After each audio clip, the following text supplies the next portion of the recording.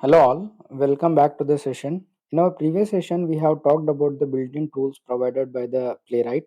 We have seen that how we can generate the test script just by enabling the code gen tool, and also we have seen how we can enable the video recording of our test execution, and also we have seen that how we can enable the tracing so that each execution step can be traced, and once after the zip file is got generated upon the completion of the execution, we have also seen that how we can see that zip file which is generated by the Playwright just by giving a command. In this session, we will be going to talk about the two different APIs in Playwright.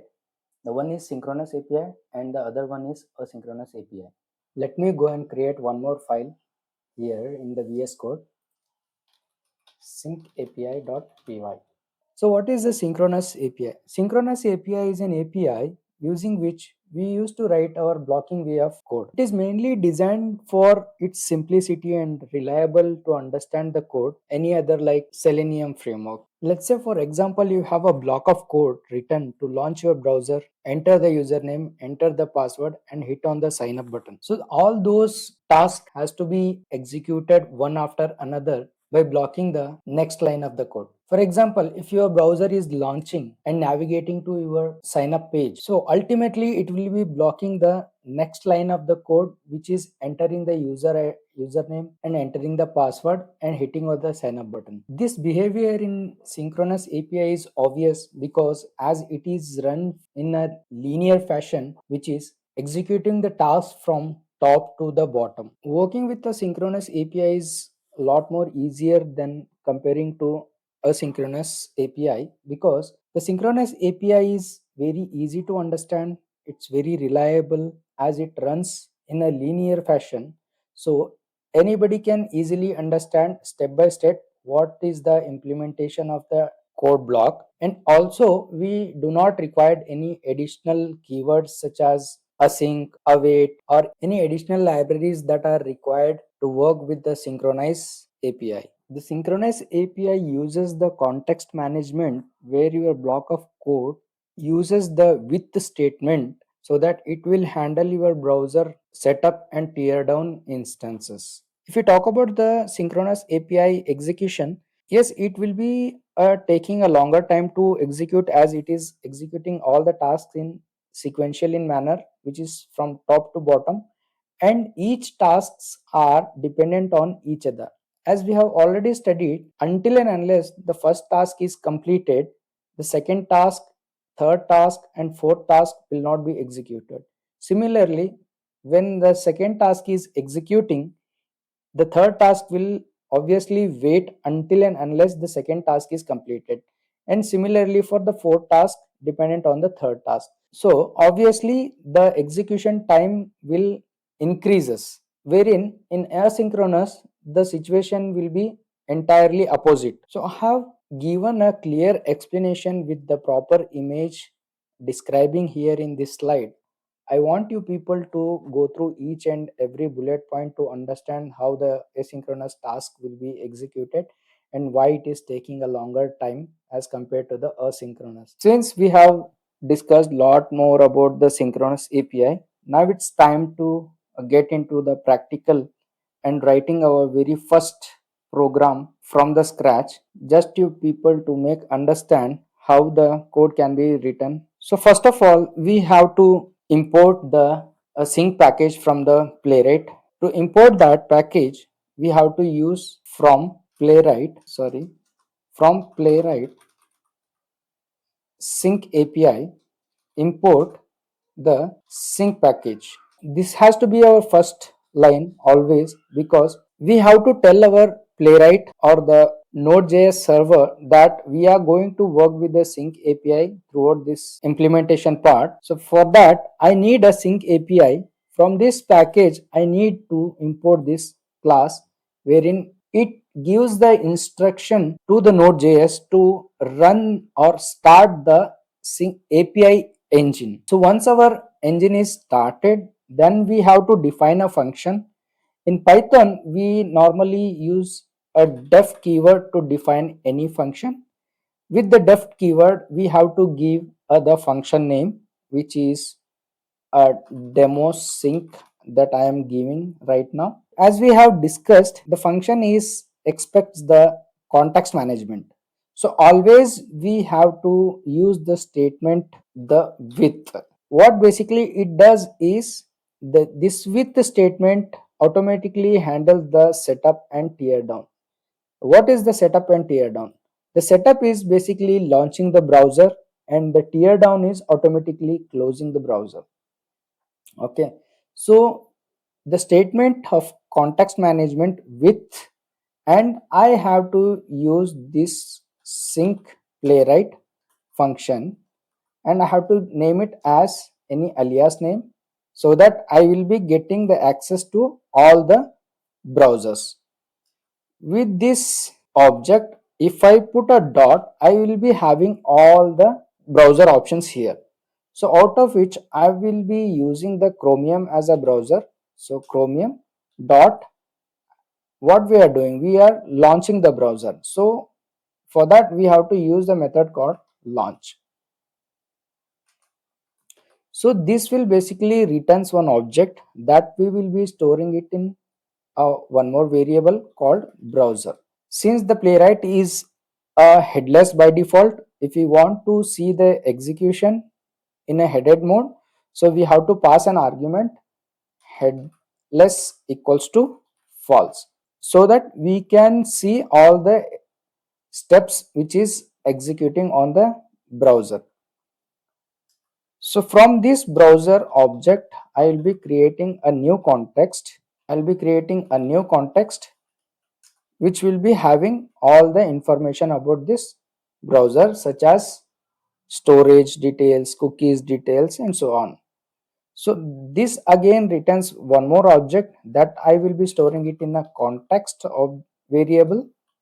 From this context, again we have to use this time a new page. This will basically opens the new window of the browser. So this I will be storing it as a page variable. From this page, I will be navigating to the URL which I am method to land on the any of the URL. Here HTTPS, I'll be using playwright.dev. Grab the title of the page.title. So it will return the title. We'll be storing into one temporary variable called title, and we'll be going to print that title here. And at last we will be closing the browser, that is page.close. So we have successfully created our first test script. Now all our block of code is ready. Now it's time to execute.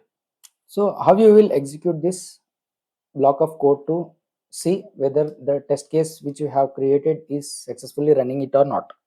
There will be two ways. One, either you can click on this run Python file, so the execution will begin. Otherwise, we can run it through command also. Since this is a function, so in Python, until and unless we do not call that function explicitly, none of the function will be going to execute. I will show you that as well. So I am clicking here. So as you can see, nothing is happened. Similarly, if I go and give the command also from the terminal python, and the file which I have created and present under the tests folder, under the test folder there is a file called sync API.py.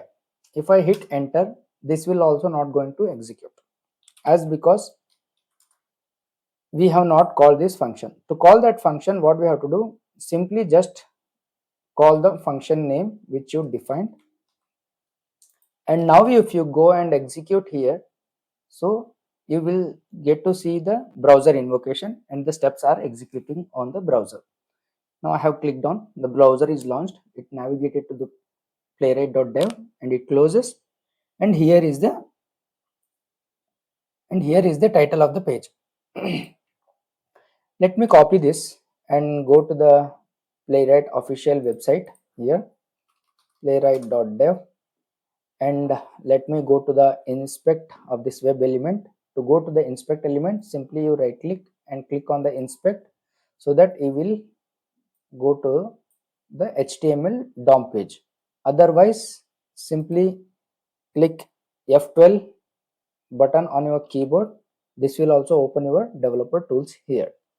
Since I am more interested in knowing the title of this current page, so simply title I'll be writing here, and as you can see, this is the title which I have copied there, and simply I'm pasting here. One element is highlighted. So it means we have successfully implemented our first code, and we are able to get the title of the page. Let me go for this website and check whether it is properly working or not. So I'll be just replacing the existing URL with this new URL, and this time I will be going to execute this file from the terminal. To run this from the terminal, I have to write a Python as a prefix, and then where my file is located. My file is located under the tests folder. Under this tests folder, which file I have to execute? Sync API.py. Now if I hit enter, so this time it will successfully launch the browser. It navigated to the URL. I think it is grabbing the title. It will be going to print the title soon. Yeah, this time the title would be automation.exercise. Let me go here and search for this text. Yes, the title is automation exercise. It means we have successfully implemented our first test script using a Playwright. Congratulations guys, we have started with no knowledge, and today we will be able to write our first test case, and we are successfully ran our first test case, and that is got passed also. That's all in this session.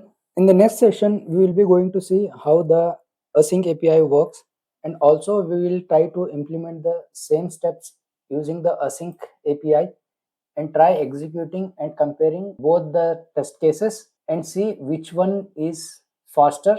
And also we will be going to discuss about when the sync API to be used and when the async API is to be used. So till then, whatever we have learned in this session, I want you people to make practice, try implementing the test case using this sync API, get some hands-on and clear with the concept that we have discussed in this session. If you have any doubts, please feel free to put your comments in the comment box so that I can address it and help you to get it resolved. Thank you.